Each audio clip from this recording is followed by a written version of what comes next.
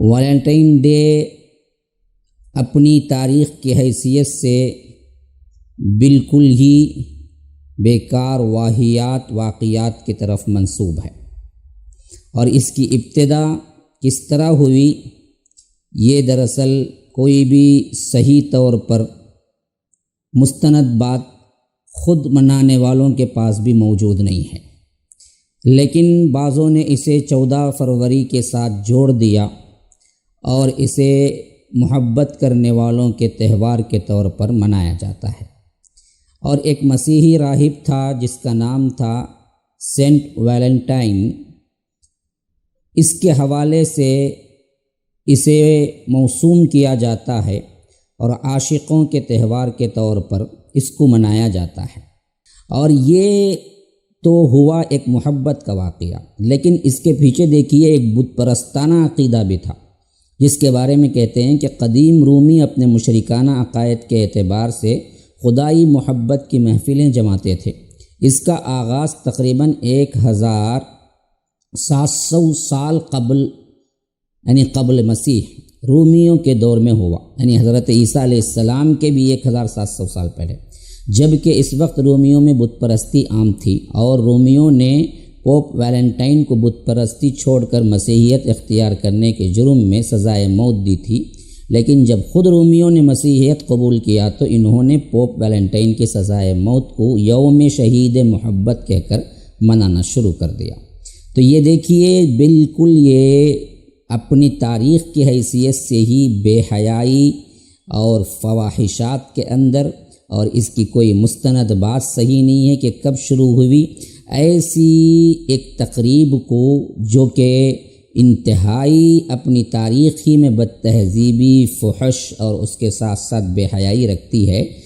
ایسے اسے مسلمان منانا جو کہ اللہ کے رسول صلی اللہ علیہ وسلم نے بڑی پاکیزہ تر زندگی دی تھی، اور محبت وہ جو کہ شادی کے بعد ہو، صرف اسلام میں اس کا تصور ہے۔ شادی سے پہلے کوئی محبت کا تصور اسلام میں ہے ہی نہیں، خواہ وہ بات کرنا ہو، ملنا ہو، اور اسی طرح کیا ہے ایک دوسرے کو کاٹ دینا ہو، یہ سب حرام کاریوں کے اندر آتے ہیں، جس کے دلائل میں نے شروع میں ہی بیان کر دیے کہ سورۃ النور سورہ نمبر 24 اور آیت نمبر 19، 20 اور 21 میں نے تلاوت کی، جس میں اللہ تبارک و تعالی کہتا ہے کہ ان الذین، بے شک وہ لوگ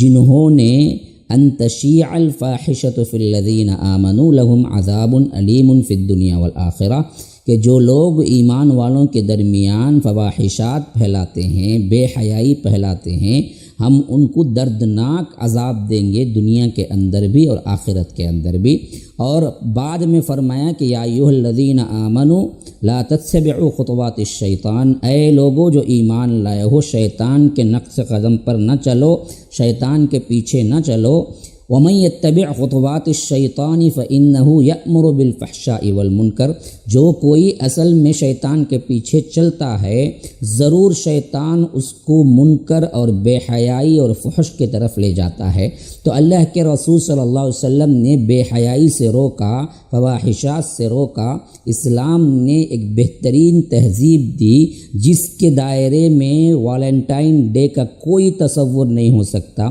اس میں سوائے بے حیائی، بےہودگی ہے، اور یہ زنا ہے سراسر، خواہ وہ آ کر کسی لڑکی کا لڑکے کے ساتھ کا معاملہ ہو یا کسی لڑکے کا لڑکی کے ساتھ کا معاملہ ہو، خواہ دیکھنا ہو، بیٹھنا ہو، باتیں کرنا ہو، کاٹ دینا ہو، یہ تمام چیزیں شادی سے پہلے اسلام نے حرام کیا ہے۔ اور ہم اس کو اگر منائیں گے تو عقیدے کے لحاظ سے بھی بت پرستی سے اس کے تانے بانے ملتے ہیں، عیسائیت سے اس کے تانے بانے ملتے ہیں، بے حیائی سے اس کے تانے بانے ملتے ہیں، جس کے طور پر من تشبہ بقوم فہو منہم کی حیثیت سے اللہ کے رسول صلی اللہ علیہ وسلم نے فرمایا جو دوسروں کے تہوار اور دوسرے کے عادات اور دوسروں کے کیا ہیں وہ چیزیں، وہ تہوار، وہ عبادتیں جو کہ ان کے خاص ہوتے ہیں کرتے ہیں، تو وہ انہی میں سے ہم کو مانا جائے گا اور وہ انہی میں سے ہوں گے۔ تو کیا آپ کو پسند ہے کہ آپ بت پرستی اختیار کر لیں؟ کیا آپ کو پسند ہے کہ آپ عیسائی بن جائیں؟